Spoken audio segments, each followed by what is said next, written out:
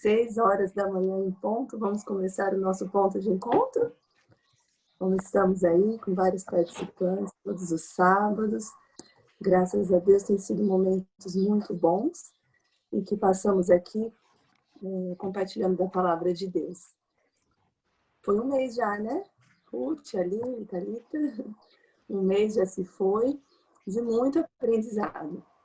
Estamos agora em novembro, com mais uma parte do estudo, e continuamos tendo assim, experiências muito valiosas, né? De encontro com Jesus, de reconhecimento do que vem a ser essa verdadeira educação, né? Que Deus nos abençoe para mais esse sábado estarmos aqui unidas em oração, juntas, aprendendo mais a sua palavra. Vamos ver se todas as amigas já estão aí a postos para começarmos. Deixa eu só conectar melhor aqui, que eu não estou enxergando todo mundo. Vocês estão me ouvindo? Tudo bem?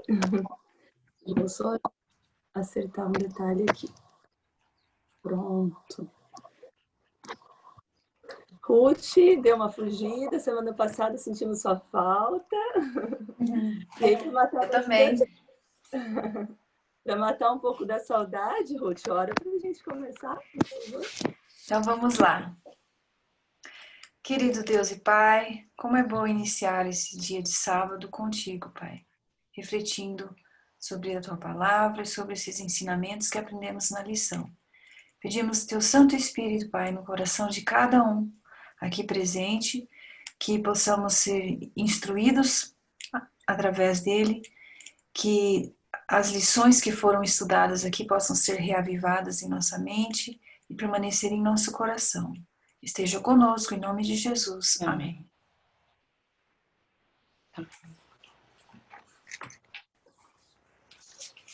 Falar de Jesus é tão bom, né? Que nós precisamos de mais uma lição.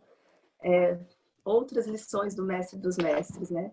Sábado passado, gastamos um tempo refletindo sobre o que nós estudamos durante a semana,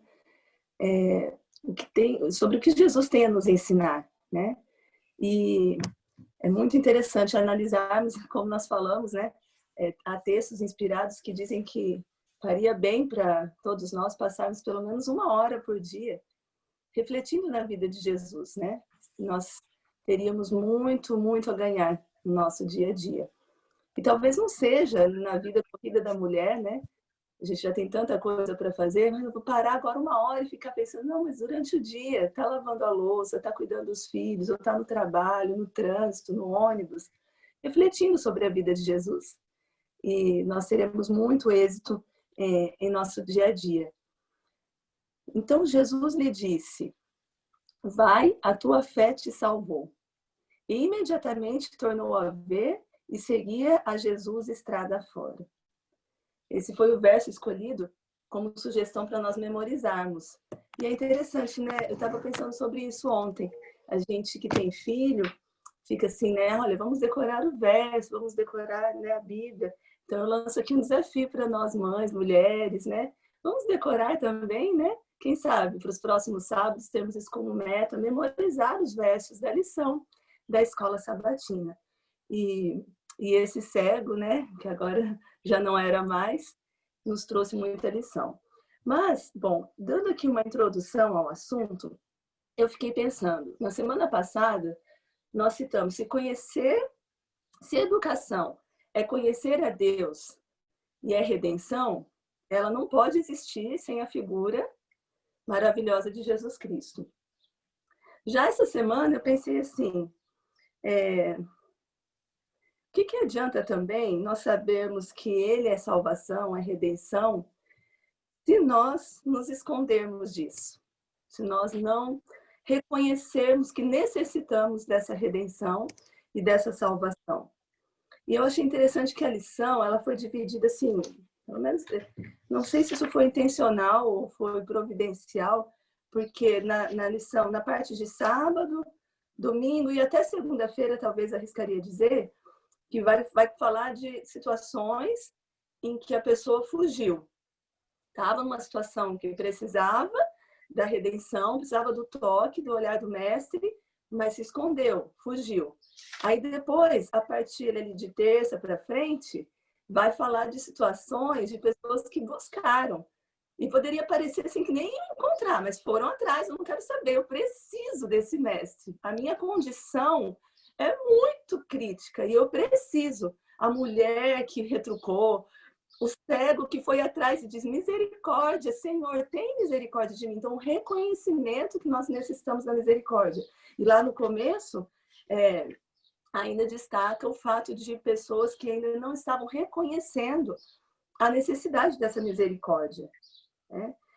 Portanto, a verdadeira educação, lá no finzinho da lição de sábado, destaca, deve nos mostrar a única solução para a nossa situação bastante trágica, o mestre dos mestres, temas que estudaremos ou estudamos durante essa semana. Será que nessa divisão, você já parou para pensar onde é que você está? Será que você está mais para o lado daqueles que estão se escondendo, ou não está querendo enxergar o problema? Ou você já está numa fase em que você já reconhece a sua situação, já se reconhece e tem buscado insistentemente, apesar das situações, como aquela mulher, né, buscado a Deus e diz, Senhor, tem misericórdia de mim. Né, que nós possamos ter essa reflexão ao estudarmos, recapitularmos aqui juntas, né? De que lado eu estou, qual é a minha visão dessa relação, da minha relação com Jesus. Essa lição traz uma oportunidade ainda maior de uma análise própria, né? De que lugar que eu estou, como é que eu estou me enxergando? Será que eu estou me escondendo, como Adão e Eva? Será que eu estou fugindo, igual Jacó? Será que eu estou buscando, né? Então, em vez de se esconder, né? Onde é que eu estou? E aí vem uma outra boa notícia, ótima notícia para aqueles que se enquadraram, talvez, na parte do se esconder. Mesmo na parte de quem está se escondendo, Jesus vai te procurar. Ele vai te respeitar se você quiser continuar escondido. Mas o fato é que ele vai procurar, como ele fez com Adão e Eva. E ainda perguntou. Né? E é uma pergunta educativa, né? Concordam, meninas? É uma pergunta educativa. O que ele falou? Onde você está? Onde estás? Né? Se alguém agora parar para perguntar para você, eu vou fazer essa pergunta. Mulheres, entre elas, onde é que você está? Está escondida? Você está com medo? Essa semana foi muito difícil, sua vontade de fugir. Quantas aqui vão falar baixo? Já não falou, que vontade de fugir. Vontade de sumir. Hoje eu não queria, eu queria virar um vapor, assim, ó, poeira. E sumir. Porque essa é uma tendência por causa da nossa natureza pecaminosa. Ai, eu não quero enfrentar essa situação. Ai, que eu aprontei aqui? O que eu fiz? E a vontade é de fugir mesmo. Então, não vamos também acabar tanto assim com Adão e Eva. Eles estavam vivendo agora, já com o pecado, uma situação que a vontade é de sumir, né? E aí vem uma misericórdia maravilhosa, né? De Cristo que chega e pergunta, né? O próprio Deus que perguntou para Adão, onde estás? Deus não sabia onde eles estavam, né? Será que alguém arriscou responder a letra A? Né? Ele fez essa pergunta porque ele não sabia onde é que eles estavam. Né? Deus criou o mundo e não sabia onde é que estava Adão e Eva, né? Então, era uma pergunta para reflexão, né? Ele queria que o casal percebesse a sua real situação. E sabe, gente, nós não queremos que os nossos filhos, as mães aqui de plantão, reconheçam onde eles estão. Quantas vezes a gente para e fala, por que você fez isso? A gente sabe até. Né? E aquela pergunta que é ótima para educar. Por que você fez isso? Já teve até controvérsias, mas assim, eu acredito nessa pergunta como educativa. Por quê? Para você tentar entender, né? Por que você fez isso? Né? Onde é que você está, né? E aí trazer para uma reflexão, né? E quantas vezes, né? Essa pergunta, essa reflexão vai nos fazer nos encontrar, ou então abrir a oportunidade para que Deus venha e nos encontre. E isso é o quê? De acordo com Romanos. Isso é o quê? O que é isso que Deus faz? Que faz com que ele venha atrás para buscar, que fez com que ele fosse atrás de Adão e Eva.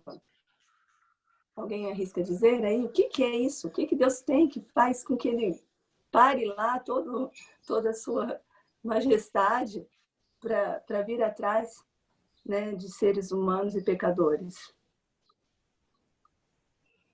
Eu acho que a gente pode resumir numa única palavra. Isso é graça. Isso é graça. Né, Aline? Concorda? Abriu o áudio aí, quer falar? Isso é graça. É graça, né, Dri?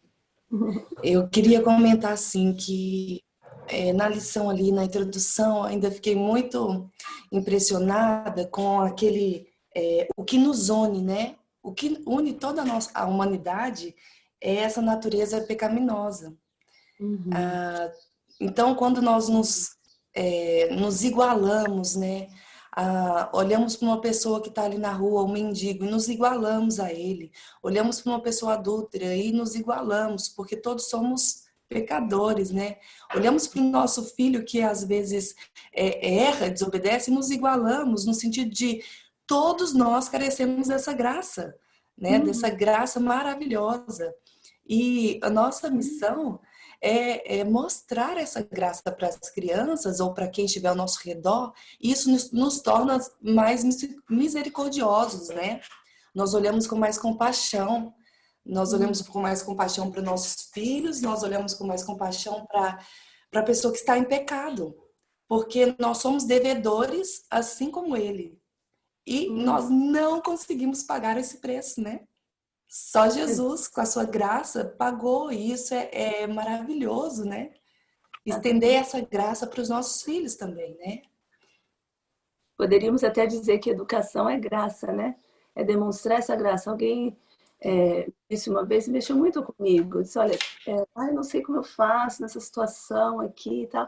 Ela falou, você não pode esquecer que em todos os seus atos de educação com as suas filhas, ao aplicar uma correção, ao conversar, enfim, você está refletindo a graça de Cristo. Porque é isso que ele faz conosco, você reflete a graça dele. Isso não quer dizer que eu vou passar por alto, porque Deus não passa por alto. Ele vai, ele cutuca, ele procura, mas ele tem a graça, né? E para não delongar muito, eu gostaria de dizer o seguinte, que diante disso tudo, um detalhe antes, que eu me lembrei. Como a Aline disse, todos nós temos em comum, então, a natureza pecaminosa. Então, se de repente hoje você está querendo se esconder ou fugir, é natural dentro dessa natureza pecaminosa. Então, não atribua ainda mais um sentimento assim, eu estou mal e ainda quero fugir. Mas lembre-se de que essa graça de Cristo nos envolve e nos busca no sentido de nos livrar desse sentimento ruim e de nos resgatar, como ele fez com Adão e Eva, né? E aí entrou a outra tônica maravilhosa da educação, que é a redenção, né? Então, educação, se nós nos escondermos de Deus, ou se por meio da nossa educação nós estamos muitas vezes achando que devemos nos esconder de Deus, volta um pouquinho a fita, né? E lembre-se que Deus, ele quer ir até onde nós estamos, quer nos mostrar essa graça e nos redimir. Então, não há como falarmos em educação dentro dessa cosmovisão que é a que nós estamos apresentando desde o começo e da nossa lição aqui, nosso tema de estudo, que nós devemos sempre pensar que levar o educando para longe dessa relação de fé, educação e fé é um perigo. É um perigo, porque vai levá-lo para longe dessa relação de alguém que vem ao encontro para o resgate, né? Então, que nós possamos continuar agora o estudo também com esse entendimento, né? Em vez de nos escondermos, buscarmos, apesar de termos a vontade, aceitarmos que Deus vem ao nosso encontro, nos trazendo graça, fazendo com que nós possamos nos reconhecer, né? E nos reconhecendo, nós estamos abertos para a educação. Você concorda, Ruth? E aí, quem mais quis fugir? Teve mais gente aí que quis fugir e sair correndo, só com a roupa do corpo, né? Pois é, Adriana, eu achei muito interessante a lição dessa semana e eu tentei, assim, resumir numa frase cada dia da lição. Então, para mim, a lição de domingo, no caso, a frase foi: minha real condição. Onde estou, né? Essa é a pergunta que é feita várias vezes aí. E nesse processo de educação, se eu não sei aonde eu estou, eu não sei para onde eu devo ir. E eu também não sei quem pode me levar lá. Então, acho que o primeiro passo no processo da educação do ser humano, de um modo geral, é avaliar, né, aonde ele está. Eu preciso olhar a minha vida, porque se eu acho que eu estou bem, eu não preciso de educação, eu não preciso de redenção, né? Porque educação e redenção é a mesma coisa. Então, nós precisamos entender aonde nós estamos. Nós estamos, como você falou, nascemos em pecado, carecemos da graça de Deus, não podemos conseguir nada sem a graça de Deus.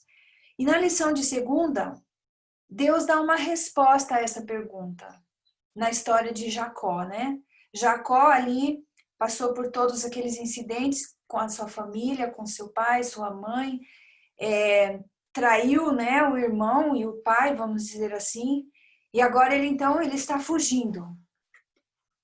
Talvez Jacó nem tenha pensado muito não sei, em relação a Deus, ao seu relacionamento com Deus, porque ele estava ali naquela fuga, naquele desespero, mas houve um momento em que ele sentiu a falta de Deus. Ele estava buscando uma companhia, porque agora ele estava sozinho, né, na fuga, e ele não tinha ninguém junto com ele. Então, nesse momento, Deus se revela a Jacó através do sonho, né? Nós sabemos, conhecemos bem essa história. Jacó está ali dormindo, descansando sua cabeça sobre uma pedra, né? E sozinho, frustrado, com medo ainda de repente seu irmão mandar alguém atrás dele. E ele então se sente assim aquela solidão máxima, ninguém da família, nenhum ser humano com ele, e Deus também não está com ele. Bom, o que acontece? Deus se revela no sonho. E nós sabemos a história. Jacó sonhou com uma escada e anjos que subiam e desciam. E é interessante esse detalhe, que os anjos primeiro subiam e depois desciam. Isso quer dizer que os anjos estavam aonde? Com ele. Né? Deus quis mostrar que os anjos estavam ao seu lado e que Deus não tinha desamparado ele, apesar de tudo que tinha acontecido, apesar de tudo que ele tinha feito, Deus estava com ele. E daí ele ouviu então a voz de Deus, né? E eu achei maravilhoso essa promessa que está em Gênesis 28, aí no verso 25, que seria o terceiro parágrafo da lição de segunda, né? Deus disse: "Eu sou o Senhor, Deus de Abraão." E daí ele continuou repetindo promessas, né? "Eis que estou contigo, eu te guardarei por onde fores, porque não te desampararei, até cumprir eu aquilo que te hei referido." E se você for olhar no texto mesmo em Gênesis, Deus faz grandes promessas para Jacó e para sua descendência. Olha que coisa maravilhosa. Quando nós pecamos, quando nós erramos e nós buscamos a Deus, a primeira coisa que Deus nos assegura é que Ele está ao nosso lado. E que Ele tem um plano para nós, apesar, né, de termos caído, apesar de termos falhado. É justamente o contrário que o inimigo quer fazer, né? O inimigo, ele deseja nos afundar mais ainda. Ele nos leva ao pecado e depois ele quer nos afundar mais ainda. Ele nos faz sentir que estamos sozinhos, que Deus não está conosco, que fomos rejeitados. Mas Deus, em seu amor, ele quer nos mostrar mais ainda que ele está ao nosso lado e que ele tem um plano especial para a nossa vida, né? Então, essa escada, esse sonho de Jacó, ela representa a presença de Deus na nossa vida, a presença de Deus a despeito do que nós fizemos e como Ele pode nos resgatar, né? A escada, ela leva para cima. Deus pode nos tirar do poço, do nosso sofrimento, do nosso pecado e nos levar para cima, nos levar para as coisas maiores, né? Para os planos que Ele tem, que são muito maiores do que o que nós mesmos podemos ter. Então Jacó responde, né? No verso 16 do capítulo 28, "Na verdade, o Senhor está neste lugar e eu não o sabia." Quando eu li esse verso, né, a gente tem a impressão que talvez Jacó tenha pensado que Deus não estivesse em outros lugares com ele, mas Deus estava ali. E ficou tão marcado na vida dele que ele pegou aquela pedra e ele erigiu ali um altar, né? Mas Deus, na verdade, está em todos os lugares conosco, aonde eu for, né? Nos momentos de alegria, nos momentos de vitória, de êxito, assim como nos momentos de fracasso, nos momentos de tristeza, né? E para mim, assim, essa mensagem é uma mensagem dupla. Primeiro, porque Deus está me oferecendo isso como mãe, como esposa, né? Como pessoa. Deus quer me mostrar, eu estou com você aonde você estiver.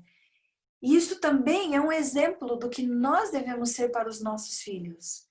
Quando os nossos filhos erram, qual é a minha primeira atitude para ele? Né? E a gente sabe que na nossa natureza falha, né? A gente fica nervoso, a gente tenta reagir em vez de agir, né? Mas nós deveríamos, em primeiro lugar, mostrar para os nossos filhos: eu estou aqui. Independente do que você fez, eu estou ao seu lado.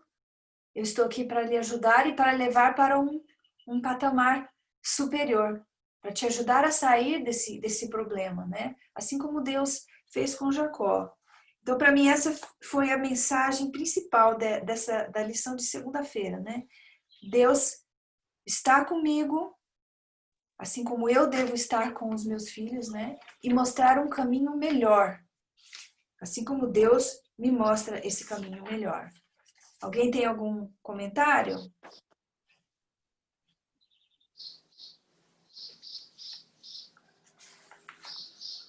Podemos, quem sabe, ir passando para a terça, né? Podemos começar, então. Eu até abri o áudio aqui e falei, deixa eu já ficar preparada aqui que a Ruth está acabando. Então, vamos para a terça.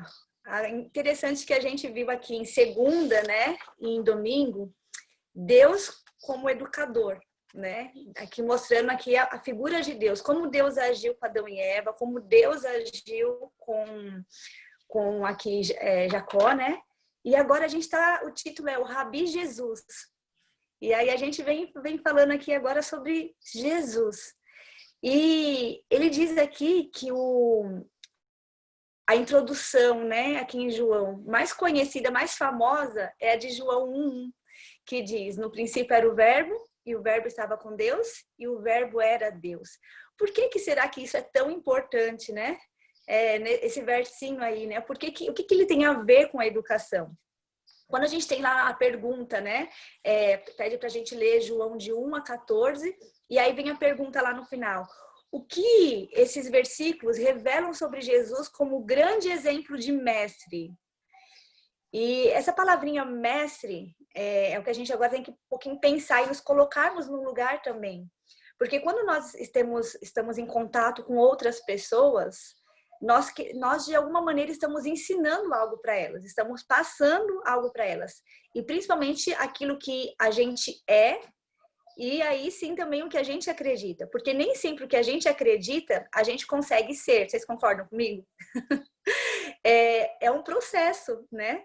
A gente acredita que aquilo é correto, mas eu, com a minha estrutura humana, né? Como a gente viu lá, a natureza humana, que a Aline até frisou bem, muitas vezes eu não consigo mudar de uma hora para outra só porque eu acredito naquilo. Então, tem que ter um processo de transformação. E aí, quando a gente lê João 1-14, eu listei aqui algumas características de Jesus que revela o porquê, como que ele é como mestre. Então, aqui uma das características, né? Ele estava com Deus, ele era o verbo, ele era a palavra, e ele estava com Deus. Depois, todas as coisas ele fez, ele agiu. A vida estava nele, ele era o doador da vida, e além disso, a vida estava nele, é o Criador. Cadê aqui? Que ele era a luz dos homens, iluminava o caminho, ele ilumina o caminho. Iluminava todo homem, que diz também, e habitou entre nós. São as palavras, né? São ali os destaques que eu consegui achar dentro desse texto aqui. E aí a gente começa a pensar, né? Para você ser mestre, para você educar, para você realmente ser um educador, um mestre, Olha quantas características que a gente tem que ter também. Claro que nós não conseguiremos ser como Jesus, porque aqui até diz, né, que a lição aqui diz, deixa eu achar aqui que fala, né, que não houve um mestre humano como ele, pois ele é Deus. Ellen White diz aqui. Então, é somente um mestre humano que existe, nós não conseguiremos ser como Jesus, mas sim, nós devemos ser, como vai ter lá na lição de sexta, né? Imitadores de Jesus. Então, é muito importante a gente aprender como ele, né? Então, uma das coisas importantes, ele estava com Deus. Ele ali, ele era Deus, né? Não era só que ele estava, ele era Deus. Sabe, para a gente educar, a gente precisa ser. A gente precisa ser o que a gente quer para os nossos filhos. A Adriana começou falando da lista do versinho, né, para decorar. Não adianta eu falar para o meu filho decorar se eu não decoro. Então, se eu começo ali mostrar para o meu filho que eu sou, filho, eu também erro como você. Tem essa também, né? Às vezes a gente coloca numa situação que nossos filhos nos veem como se nós nunca erramos. E mesmo que eles saibam lá no fundo que a gente está errando, a gente acaba, às vezes, não nos colocando nessa posição, mostrando como se você realmente estivesse ali no topo. Mas você mostrar para o seu filho, filho, eu também erro, né? E mostrar para ele que você também está nesse processo. E ele pode olhar buscando fazer o que é certo, mostrar para ele que a gente também tem consequências nos nossos atos, né? A mamãe erra, a mamãe também tem as consequências. Quando a mamãe errou aqui em gritar com você, né? Foi um erro. Às vezes eu já ouvi alguém falando assim, mas isso não, eu não vou me rebaixar ao meu filho e mostrar que eu sou uma pessoa, né, inferior, jamais. Você está mostrando ali, eu acredito, até mesmo a graça também. Porque você está mostrando assim, olha, eu erro, eu sou como você, mas vamos juntos.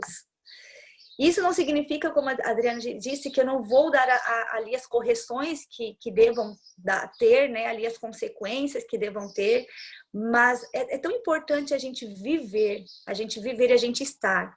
Mas para a gente viver, a gente deve estar com Cristo. É que a gente sempre fala aqui, né? A gente deve estar com Deus.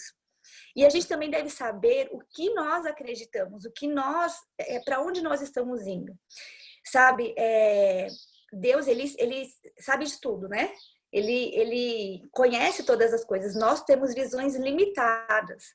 Mas quanto mais a gente está com Cristo, mais o Espírito Santo pode agir em nós e pode começar a abrir a nossa mente, abrir ali como que nós podemos lidar com cada situação. Na lição dos professores, é interessante, quando você lê, você vê meio que, né, não sei quantos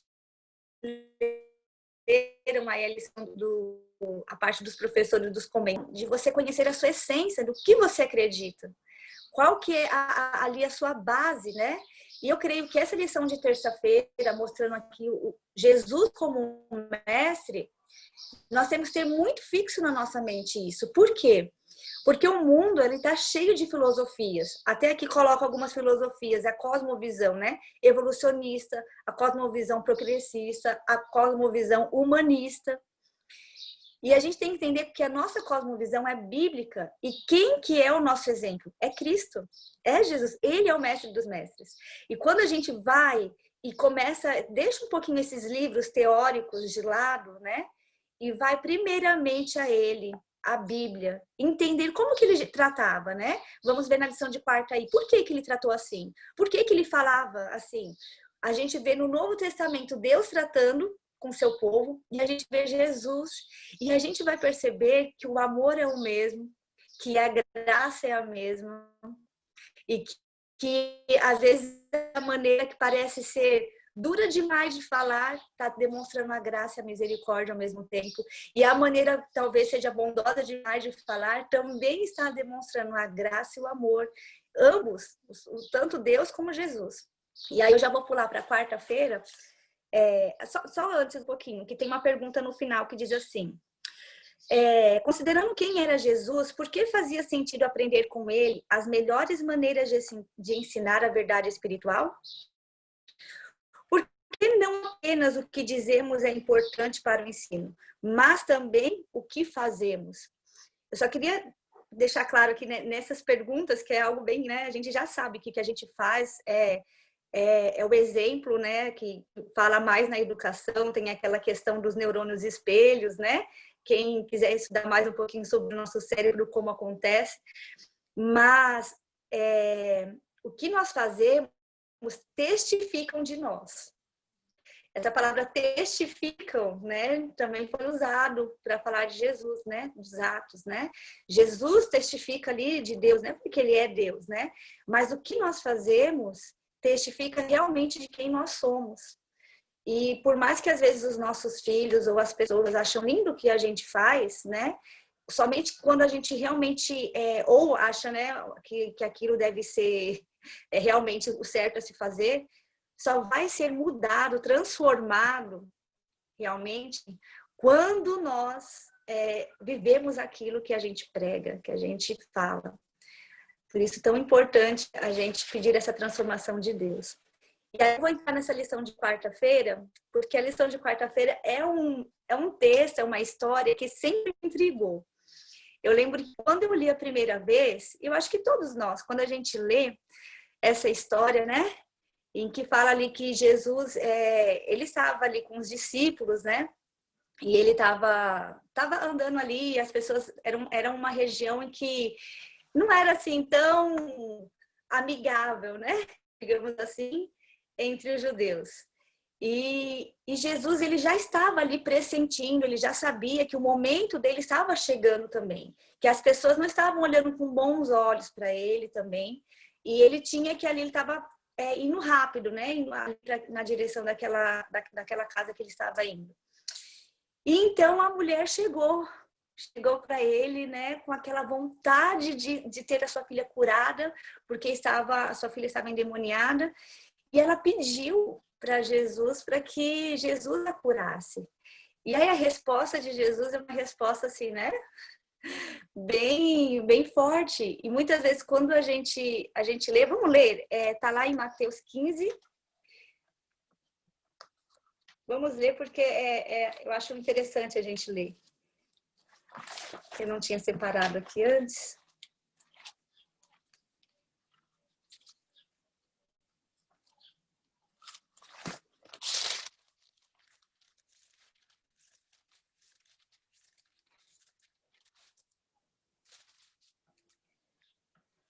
Bom, vamos ler então aqui. No versículo 22, diz assim: e eis que uma mulher cananeia que viera daquelas regiões clamava: Senhor, filho de Davi, tem compaixão de mim, minha filha está horrivelmente endemoniada. Ele, porém, não lhe respondeu palavra, e os seus discípulos, aproximando-se, rogaram-lhe: despede-a, pois vem clamando atrás de nós. Olha que interessante, ela clamou e Jesus fingiu que não ouviu. Gente, é algo, né? Você pode pensar, nossa, ele, né, ignorou. Ele ignorou. Mas Jesus nunca faz nada sem propósito. 24. Mas Jesus respondeu: não fui enviado, senão as ovelhas perdidas da casa de Israel. E ela, porém, veio e o adorou, dizendo: Senhor, socorre-me. Olha a insistência, o título até aqui, né? A mulher que retrucou. E 26. Então ele respondendo disse: não é bom tomar o pão dos filhos e lançá-lo aos cachorrinhos.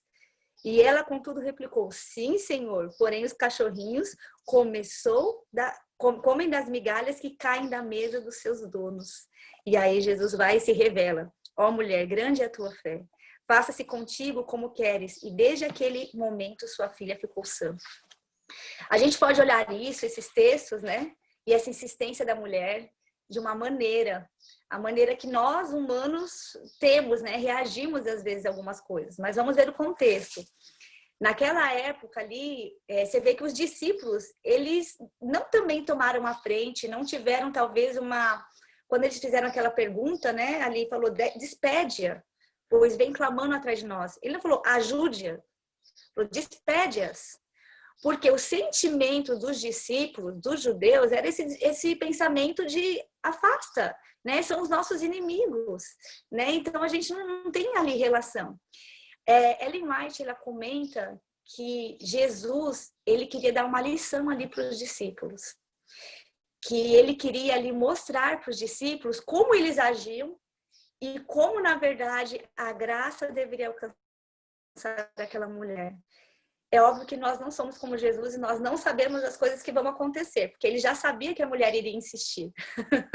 Mas, se nós convivemos com os nossos filhos e a gente tiver uma percepção ali das pessoas, e uma sensibilidade de saber olhar dentro da pessoa, sabe?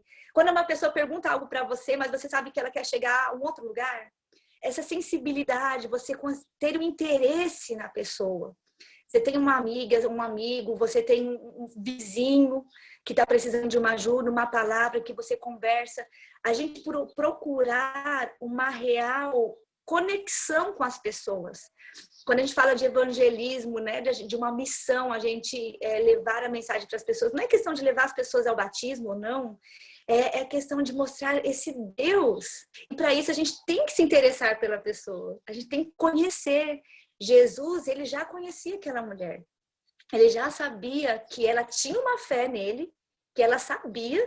Ellen White comenta também uma coisa muito linda, que quando ele fala, ali fala assim, não fui enviado senão as ovelhas perdidas da casa de Israel, que naquelas palavras a mulher via a compaixão nele. Imagine, nessas palavras duras, a mulher, ela via compaixão nele, por isso que ela insistiu, por isso que ela retrucou. E eu fiquei pensando, gente, quando às vezes eu falo, né, pro meu filho alguma coisa, ele tá vendo essa compaixão de Jesus em mim. E não, gente, eu preciso muito mudar, ser transformada. Muito. Eles têm que ver essa compaixão, né? A gente não tem que querer punir os nossos filhos, né? Ou querer que sofram, ou querer ali que fez algo errado. Não, né? Não. Nós devemos ter a compaixão, esse amor, mostrar essa graça, né? Essa maneira de Jesus. Pode falar, Adri. Uma coisa que eu achei interessante também, ao estudarmos esse episódio, é olhar um contexto também aqui bíblico em que aparece essa história, né?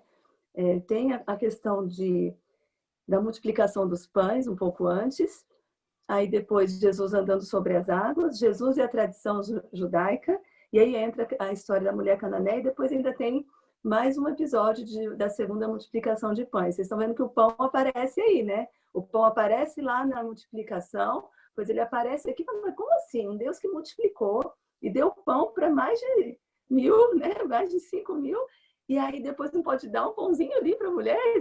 Então, assim, não vai. Se realmente, né, todos estivessem acompanhando o ensinamento que Jesus queria passar, mesmo quando nós estudamos aí com as crianças que estão nos primários da semana, Jesus andando sobre as águas, ele estava preocupado com o que estava indo na cabeça dos discípulos, porque ele sabia o que estava acontecendo ali no interior do coração. Então, eles estavam o tempo todo confabulando quem seria o maior, querendo já aceitar, o povo querendo coroar Jesus como rei ali. Então, ele sabia o que estava por trás. E aparece nesse contexto essa história, né? Então, essa forma essa sensibilidade para a educação é algo que a gente tem que copiar, né? Não tem o que fazer, tem que copiar. E Dri, tem esse outro lado também, da mulher, se a gente se colocar no lugar da mulher. Ali no final fala que quando ela fez aquele comentário, né, ela retrucou e falou, sim, Senhor, porém os cachorrinhos comem das migalhas que caem da mesa dos seus donos, mostra a persistência. E não, assim, eu acho que tem a insistência, né, você insistir em algo que não é correto, né, mas tem a persistência. Quando você sabe que algo é correto e você tem que persistir. E nessa persistência, eu acredito, é a persistência de você buscar a Deus, né? Buscar a Jesus, né? Eu desisto, Senhor, eu não consigo, né? Tá bom, isso eu não vou mudar, não. não vou desistir, eu vou persistir. E ali fala, esse comentário fez a diferença, pareceu convincente e Jesus curou sua filha. Cristo quer isso de nós, Cristo quer essa persistência, Ele quer que a gente reconheça, eu tenho essa dificuldade, ou eu quero ir para esse caminho que o Senhor está me mostrando, e eu implorar a Jesus, e eu insistir a Ele. Pode falar, Pri. Veja que a insistência é com Jesus, né? É com Deus. Então, eu quero algo. Então, assim, também é algo que a gente tem que pensar. Quantas de nós não temos muitos desejos de alcançar algum ideal? Em casa, na educação dos filhos, no estilo de vida, na profissão, enfim, todas temos muitos ideais. E muitas vezes nós gastamos a nossa energia, todo o nosso sentimento, insistindo com o marido, achando que a gente vai conseguir força, ou insistindo com amigos, enfim. Insista com Cristo. Ele te conhece, ele sabe o momento certo de te dar. Ele sabia o momento certo de dar para a mulher. Ele não ia deixá-la com fome, ele ia resolver o problema dela. Mas ele estava também tentando demonstrar, mostrou para os discípulos, e que talvez trabalhou no coração dela, a questão da fé e da insistência, que o próprio Cristo resolveria o problema dela, né? E aqui no finalzinho vem uma outra parte da história. E quando essa persistência, ele pergunta, né? Como que nós reagimos, porém, quando a gente não recebe essa frase de Jesus, faça-se contigo como queres? Né? Como que a gente reage a isso? Quando as coisas não acontecem como nós desejamos? Há muito tempo, alguns anos, eu pedia algo muito para Deus, né? Eu queria muito me mudar e eu procurava e queria muito, muito, muito que Deus arranjasse alguma coisa, né? E eu estava fazendo do jeito errado. Eu estava pedindo para Deus, mas eu também estava tentando agir do meu lado, insistindo em algo que não era eu que tinha que trabalhar, era Deus. A partir do momento que eu entendi, falei, tá bom, Senhor, a resposta é não. E a gente entende, quando a gente entende que a resposta é não, e essa resposta não vem de Deus, a gente tem que entender que é o melhor. Eu passei por um aborto também. E eu me lembro de quando eu passei por esse aborto, alguém ligou aí? Quando eu passei por esse aborto, a gente fica, né, assim, né, nossa, né, perdi um filho, né, como assim, Senhor, né, o Senhor podia ter deixado, mas quando a gente entende que Deus sabe o que está lá na frente, e a gente não sabe, a gente pode colocar uma lista de suposição, o momento talvez não era aquele, né, você não estava preparada, talvez iria acontecer algo pior mais à frente, que você iria sofrer mais ainda. Então, quando a gente começa a ter essas respostas de Deus e entender que Deus, Ele quer o melhor para a nossa vida, e Ele age na nossa vida, quando nós colocamos à disposição dEle, dói a gente receber o não de Deus. Dói. Mas é confortante você saber que Ele está guiando tudo. Então, sabe, queridos, na parte educacional, na parte da nossa vida relacional, né, de relacionamento familiar, relacionamento entre vizinhos, enfim, toda a nossa vida, todos os nossos desejos, nós devemos colocar primeiramente nas mãos de Deus, insistir, persistir com Ele, se nós acreditamos que pela palavra de Deus aquilo é correto. A mulher sabia que ele era bom o suficiente, que ele tinha uma compaixão grande e ele iria dar isso de graça. Se você sabe disso, ore, persista, mas a gente deve aceitar os não de Deus e não darmos o nosso jeitinho para conseguir aquilo que a gente acha que é correto. Isso é muito importante. Bom, vou parar de falar aí, vou deixar aí, Aline, quinta-feira. Continua com o mesmo pensamento, né? Pode falar, Ruth. Eu só fazer um comentáriozinho referente à quarta-feira. No último parágrafo, tem um detalhe aí, nos dois últimos aí, tem um detalhe interessante que eu achei muito, muito relevante, que fala assim que na cultura judaica o cachorro, ele não é considerado um animal de estimação. E eu não sei se você já teve contato com alguma cultura assim. Eu morei num país onde acontecia isso, onde o cachorro era considerado um animal selvagem, um animal assim que ninguém cuidava. E é muito diferente a nossa percepção, né, na nossa cultura, que o cachorro é, né, um membro da família. E você vê como que um cachorro é tratado numa cultura dessas, onde ninguém está nem aí, eles ficam na rua de qualquer jeito, ninguém cuida. E eu achei interessante porque Jesus sabia que ela tinha essa visão, né? E Jesus usou o exemplo do cachorrinho ali, justamente porque ele sabia que aquilo ia mexer com ela, né? E isso fez, apesar de, né, de a linguagem dele no início parecer assim tão seca, parecer tão rude, mas só essa deixa que Jesus deu ali já demonstrou para ela que Jesus sabia como ela sentia. E aí então ela pôde se abrir, né? E ela percebeu que Jesus, na verdade, estava ali de uma forma especial para ajudá-la, né? Alguém compartilhou aqui um texto muito lindo. Eu não vou ler tudo, mas tenho certeza que a maioria das mães aqui já devem ter lido. Aquele que fala, Jesus conhece o fardo do coração de cada mãe, né? Aquele que tinha uma mãe que lutava com a pobreza e privação. Enfim, ele entendia o coração da mãe porque ele tinha uma mãe, né? Que passava por dificuldades. Então, ele fará o mesmo hoje para os nossos dias. Em outras palavras, Jesus vai nos alcançar onde nós estamos. Se nós temos dificuldades que são únicas para nós, talvez, ele vai nos alcançar ali. Ele sabe quais são elas e ele vai fazer de tudo para suprir essa dificuldade específica e particular que nós temos, assim como ele fez com aquela mulher. Ruth, e eu estava pensando aqui, né? Jesus, como mestre dos mestres, ele é um mestre ali para Adão e Eva, é um mestre para Jacó, é um mestre encarnado, é um mestre para os gentios, representado pela mulher fenícia, né? E ele é um mestre para o seu povo, né? Para os discípulos ali. A lição de quinta-feira, ela vem falando de um paralelo muito interessante, né? Os discípulos, eles estavam discutindo ali em Marcos, a gente consegue ver que eles estavam discutindo, Marcos 10, né? Ali perto do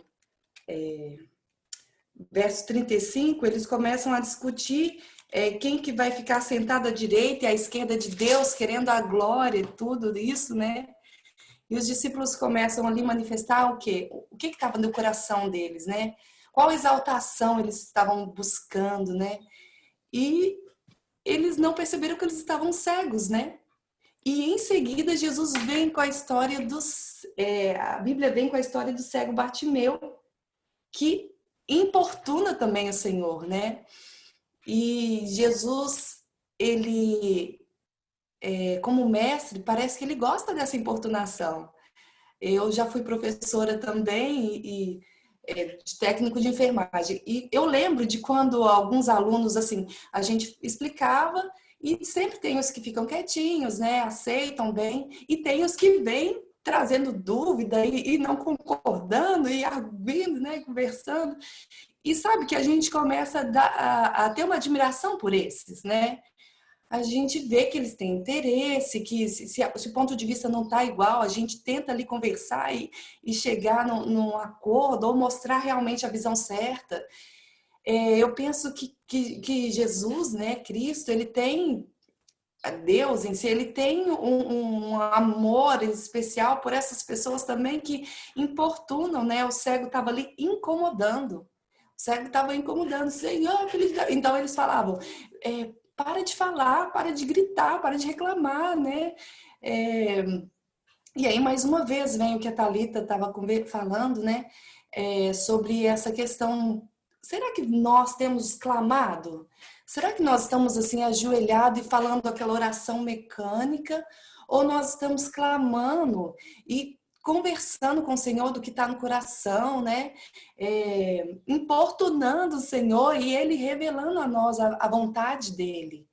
Muitas vezes a vontade de Deus é abrir os nossos olhos. Será que nós estamos cegos para alguma questão? Nós estamos pedindo, eu quero tanto, é uma prosperidade, uma carreira e, poxa, essa carreira realmente vai me aproximar de Deus? Será que é essa a vontade de Deus?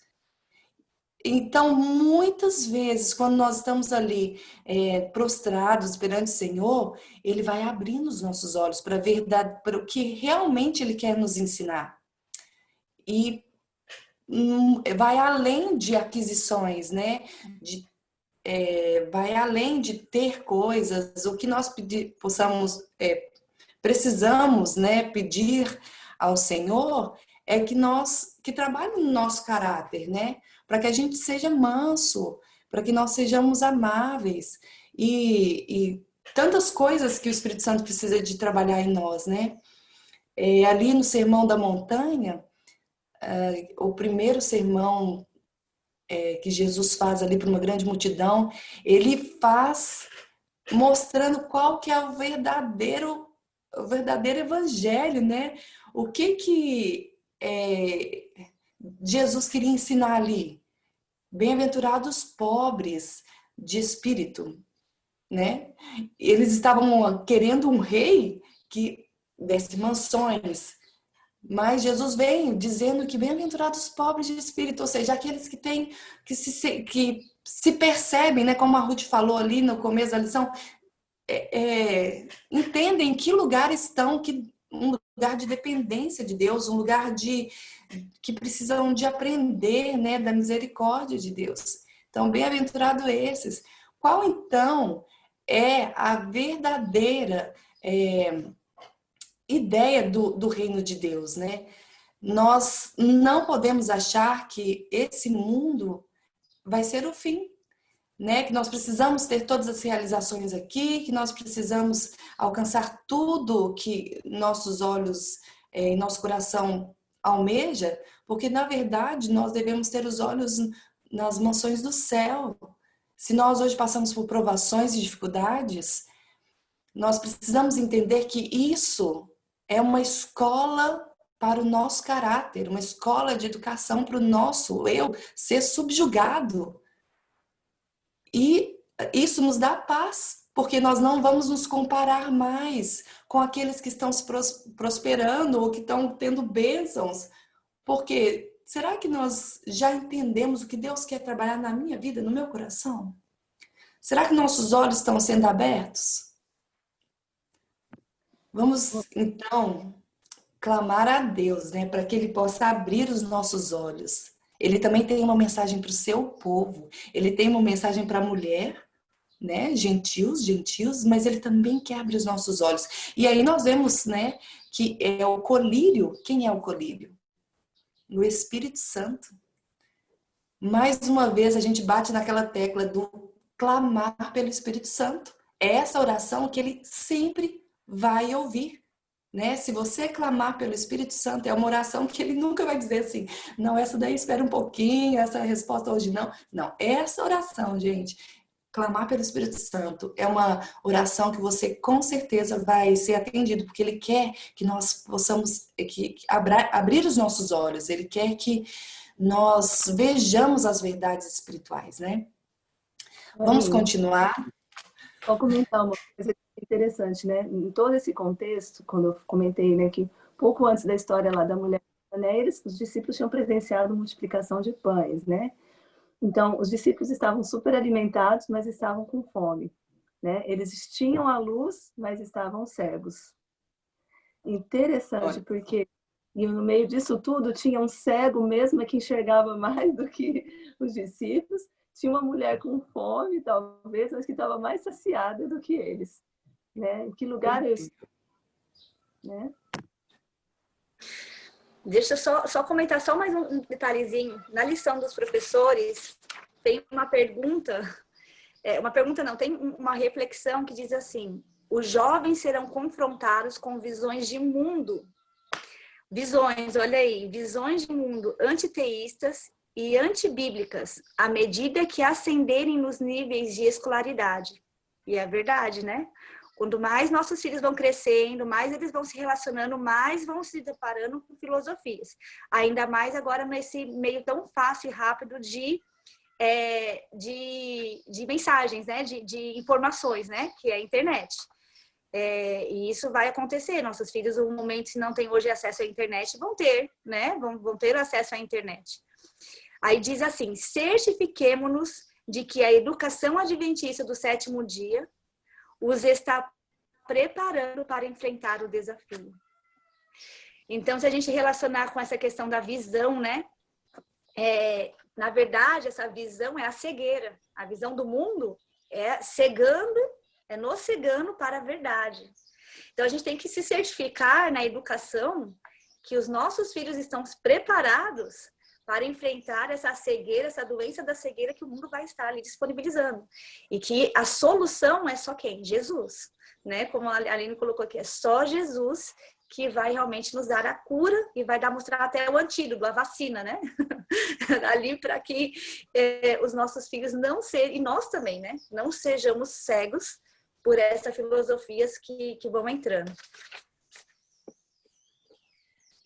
Bom, finalizando aqui na lição de sexta, você queria falar, Adriana? Na lição de sexta, né, a gente vê qual foi o resultado natural na vida de Bartimeu, né? Depois que ele passou por essa cura, o desejo dele era o quê? Seguir Jesus. Foi assim, eu creio que uma explosão, né, de emoção para ele, agora curado, poder seguir Jesus e poder absorver com todos os seus sentidos, né, tudo que Jesus tinha para compartilhar com ele. E é muito lindo um texto que tem aí no início, na lição de sexta-feira, do Caminho a Cristo, página 58 e 59, onde diz que nós teremos o desejo de refletir sua imagem, possuir seu espírito, fazer sua vontade e agradá-lo em todas as coisas. E isso vai ser um resultado natural quando nós passamos por uma experiência com Deus, né? Quanto mais nós conhecermos Jesus e como nós vimos nessa lição, Jesus aqui nos dá o exemplo de todos os níveis, né? Vamos dizer assim, do processo de educação de uma pessoa, né? Primeiro ver a nossa própria condição, depois nos mostrar que Ele está conosco, depois Ele ser um exemplo para nós, né? E nos ensinar com a sua vida. E isso, então, nos dá o desejo de segui-lo. E aí nós podemos fazer o paralelo, então, na educação dos nossos filhos. Em primeiro lugar, sempre deixarmos eles saber que nós estamos ali com eles. Nós estamos ao lado deles, né? Ajudá-los a enxergar qual é a condição real, qual é a necessidade que eles têm, né? Darmos o exemplo através da nossa vida. Eu não posso ensinar só falando, eu preciso viver o que eu desejo que o meu filho viva, eu preciso ser um modelo para ele, né? E isso vai fazer com que ele, então, tenha o desejo de crescer e de ser como nós, né? E eu fiquei refletindo essa semana, ao ler a lição de sexta-feira, tem coisas que a gente quer ensinar para os nossos filhos e parece que eles não têm vontade de aprender. E essa semana eu tive uma experiência. Eu gosto muito de jardinagem, eu gosto muito de plantar.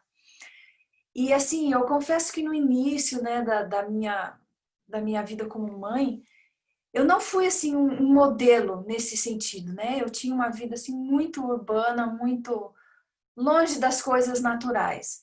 E eu assim sempre pensei, poxa, isso foi uma coisa que eu não ensinei para as minhas filhas, né? Principalmente para uma delas que gosta mais assim de ficar dentro de casa. Mas assim, eu não desisti. Teve momentos que eu chamava elas, vamos para a horta, vamos para o jardim, elas não tinham vontade. E aí eu comecei a pensar assim, bom, eu vou, de repente, né, de alguma forma o meu exemplo vai ajudar. E esses últimos dias a minha filha tem assim demonstrado um interesse tão grande, começou a fazer um cursinho de paisagismo. E essa semana fomos no Ceasa, comprou mudas e começou a fazer um jardim, um cantinho especial que a gente tem aqui, né? E aí quando eu li isso eu falei, poxa, é assim mesmo, né? O nosso exemplo fala mais alto. Posso ter falhado no passado, mas ao desejar transmitir isso a ela e mostrar com o meu exemplo, de alguma forma eu consegui alcançar nesse sentido, né? E isso vai para todas as outras áreas da nossa vida. A gente sabe, né? O nosso exemplo fala muito mais alto. E é por isso que nós precisamos buscar conhecer Jesus. Nós precisamos conhecer detalhes da vida dele, como ele educava, né? Para que nós possamos então aprender a educar aqueles que estão sob nossa responsabilidade. Que Deus nos abençoe nessa busca. Um detalhe, Ruth, que por causa da história da mulher dos pães também, viu, Thalita, que sempre me intrigou, eu fiquei estudando muito o contexto, né, dessa história, e aí coincidiu com a história da lição dos primários, e aí fui fuçando, e aí eu vivi aquilo que eu até comentei no começo, de ficar um tempo refletindo nas atitudes de Jesus, e quando ele terminou aquele dia cansativo, que foi da multiplicação dos pães, ele estava exausto, muita gente, ele poderia falar, vou dormir, né? O que ele fez? Mandou os discípulos à frente, no barco, e foi orar. Porque ele sabia de todas multiplicação de pães, para ele era fichinha, porque ele sabia o problema maior que estava lá no coração dos discípulos, e ele precisava resolver esse problema, ele precisava educar. E aí, o que ele fez antes de tudo? Ele foi orar, ele precisou de um tempo a sós com Deus. E aí ele passou esse tempo até de madrugada. Fiquei pensando, gente, ele passou o dia inteiro acordado, né? Alimentando o pessoal. Foi orar, ficou até alta madrugada. E o texto, quando ele foi lá para o mar, encontrar, e ainda foi atrás dos discípulos. Olha aí ele indo de novo, né? Atrás. Ele saiu da sua oração e foi atrás dos discípulos. E eles estavam bem? Não, estavam lá se debatendo numa outra situação problemática que era a tempestade, né? E aí vem Pedro que vai atrás. Olha, é muita situação, né? Mas a chave para mim, né, do exemplo foi ele buscou a força do alto. Que Deus nos ajude a buscar essa força do alto em todas as situações, buscando essa percepção, mas que delícia saber que nós temos um poder sobrenatural a nos ajudar. Que esse poder esteja conosco esse sábado também. Amém. Gri, meninas, queria ler aqui uma citação, está no Testemunhos para a Igreja, volume 4, e me impressionou muito. Diz assim: todos quantos estiverem realmente em Cristo experimentarão os benefícios dessa união. O Pai os aceita no amado, e eles se tornam objeto de sua solicitude e terno e amoroso cuidado. Essa ligação com Cristo resultará na purificação do coração e em uma vida prudente e um caráter irrepreensível. O fruto dado pela árvore cristã é amor, alegria, paz, longanimidade, benignidade, bondade, fidelidade, mansidão e domínio próprio. Como a vara precisa permanecer na videira para receber a seiva vital que a faz florescer, assim os que amam a Deus e guardam suas palavras precisam permanecer em seu amor. Sem Cristo, não nos é possível vencer um só pecado ou resistir à menor tentação. Que lindo, né? Muito especial. Nós sabemos que em Cristo nós venceremos e nós devemos ficar bem juntinhos, grudados na videira, porque a vara sozinha não produz nada, né? Amém. Eu só quero comentar só um trechinho também, sei que a gente já passou aí, mas no finalzinho da lição do professor tem umas dicas preciosas que fala assim: usando os 3 princípios como discípulos de Cristo, seus alunos devem em oração. Isso é para nós, é para os nossos filhos, é para algum professor que dê aula e para ajudar o seu aluno.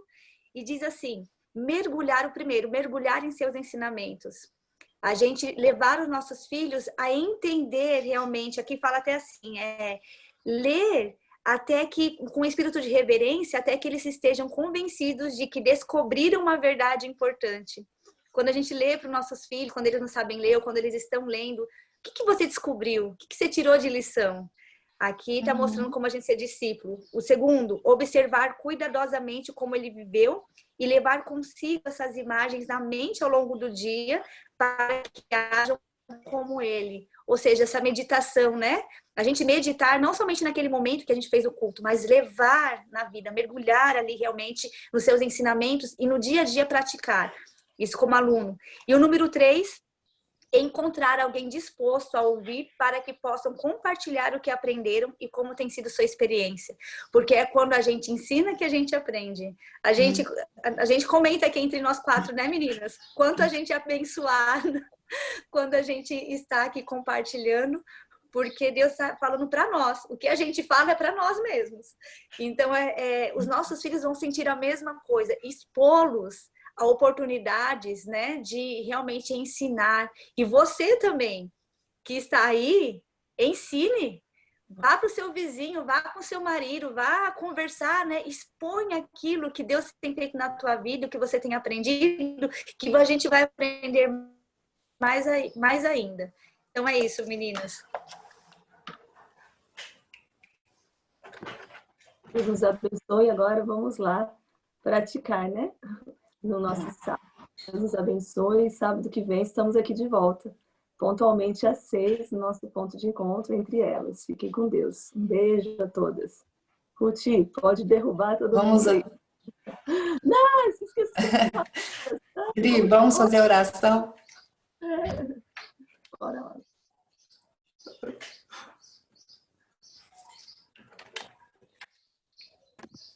Aline, ora pra gente? Oro. Santo Deus, nosso Pai, mais uma vez, Senhor, feliz nós estamos porque nós amamos falar de Ti, ouvir sobre o Senhor e principalmente sentir as impressões do Espírito guiando a nossa vida. Queremos, Senhor, agradecer por esta lição, nos ensinar que mais uma vez o Mestre dos Mestres está disponível a todos nós que importunamos, clamamos e buscamos mais sabedoria em Ti. Ó Deus, foram muitas lições, muita teoria e queremos viver uma vida prática desse amor. Estar conectados contigo, Senhor, para poder viver a misericórdia, o amor, a alegria, todos os frutos que nós só teremos quando estivermos ligados a Ti. Que possamos, Senhor, também ajudar aos que estão ao nosso redor, pois entendemos que quando ensinamos, nós somos os mais beneficiados e aprendemos também. Nos guie, Senhor, na prática da religiosidade na nossa família, com quem estivermos ao redor. Nós clamamos pelo Espírito Santo mais uma vez, em nome de Jesus. Amém. Feliz sábado, pessoal. Feliz sábado a todas. Feliz sábado, gente. Tchau, tchau. Tchau, Cris. Uma Cris.